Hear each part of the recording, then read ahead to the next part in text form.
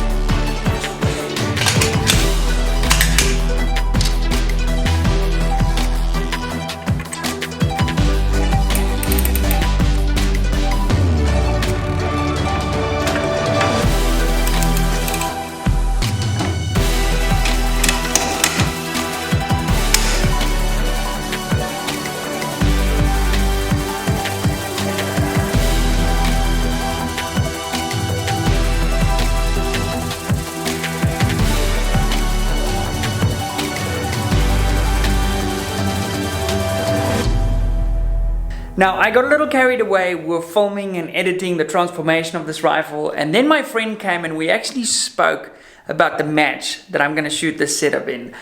And I actually didn't have to make a weight limit, so I could have technically just kept it in the J. Allen, which is hilarious because now I changed the whole system. Now this looks very similar to the hunting configuration I had this dasher in. Let me put you guys on a tripod and I'll take you through this build. If that's not the coolest transition you've ever seen, then it ain't happening. Okay, so a few weeks ago I uploaded a video of us hunting with this specific setup. This is my 6-dasher competition rifle. Now, if you've been a fan of the channel for a long time, you know that I like to chop and change between configurations. And what's really cool is if you sort of have the one gun, if you have multiple chassis to fit sort of multiple roles, if you want a sort of lightweight hunting version, then you don't need to buy another rifle. Because if you're just going to plug and play, drop this in, assuming you keep the same scope, your zero is going to change very little. And since I'm going out every time before I shoot, especially when I'm hunting because I do not want to make a bad shot, I'm going to be rechecking my zero at a match, at a hunt, whatever the case may be. So I really don't have a problem with, popping another scope on it, putting it into another chassis. And what I have found, if you keep your scope on, I've actually swapped between chassis and just gone straight out to distance in a sort of practice environment without having any troubles. Usually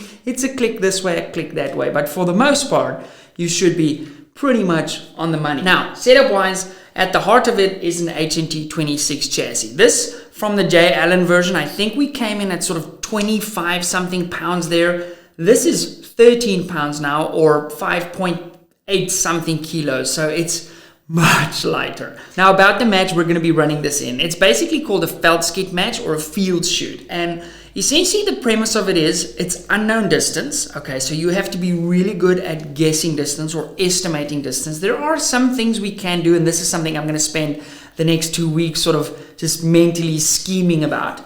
You cannot use any form of rangefinder, binoculars of any sorts when you're not shooting. The only thing you can use to determine how far the targets are is your reticle, and you have to do that under time. So while you're on the stage clock, you have to range your targets, make an estimation, and put rounds on target. Now there's 3 paper courses of fire where you'll shoot a paper target. Each shooter has its own target. And then there are 3 steel ranges where you have to engage steel again out to unknown distances. So I'm super excited. I did one of these way back in the day. I didn't film it. I just went there and had a lot of fun with my buddies. But this time I'm going to take you guys along.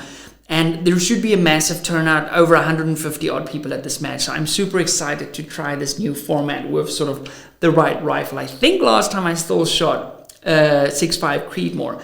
A lot of the guys at this sort of style of shoot ridiculously hot cartridges like 22-250 AI, all these kind of things, because the faster your cartridge is, the more room for error you have in that range estimation. You know, if you're out by 30 meters, you might be missing with something like a 6.5 Creedmoor shooting a 140 grain bullet at 2,800 feet per second, but a 22-250 AI or a 22 Creed or something like that, or a 6 Creed that is super fast, you have a little bit more margin there, if you know what I mean. So, about the setup. As I said, HNT 26, this is the version with the folder on, so actually on the side here, we can collapse that buttstock in all the way, and we have a 6-dasher pistol. So that's there.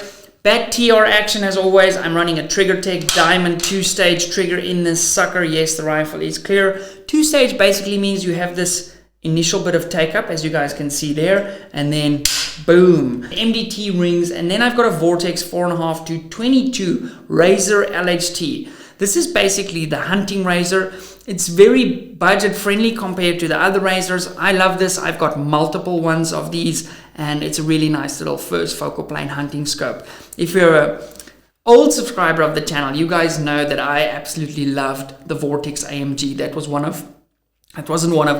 It was the first premium optic that I ever forked out for. My first Vortex I ever bought was a PST Gen, I think it was a PST Gen 1, yes, because it still had the parallax on the eyepiece here, and then I upgraded to the Vortex AMG. The LHT came out as sort of a replacement for the Vortex AMG.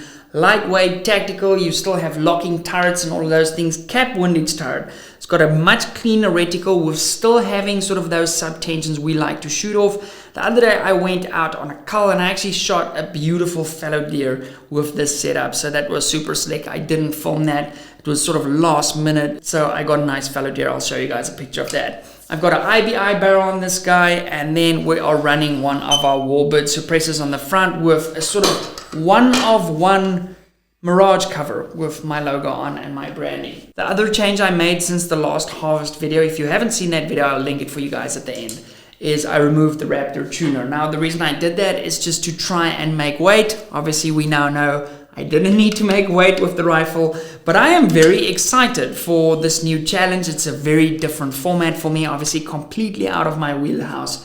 I'll be doing more of these events this year. In fact, I entered for another one yesterday that is in March.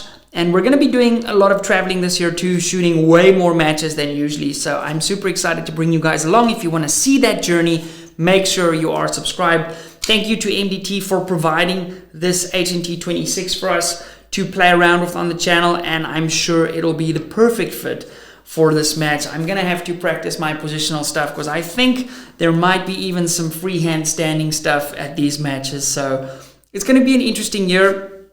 Ideally, what I'm going to do is when that 22 Creedmoor of mine comes, it's going to go into this setup and it should be a slick little setup for these matches. Now guys, if you want to see the last harvest video, that is going to be up here. And if you want to learn more about long range shooting, you're going to want to check out this video over here. It's been lovely having you. I hope you enjoyed the video. Smash the like button, leave a comment as always, and I'll see you guys in the next video. Peace.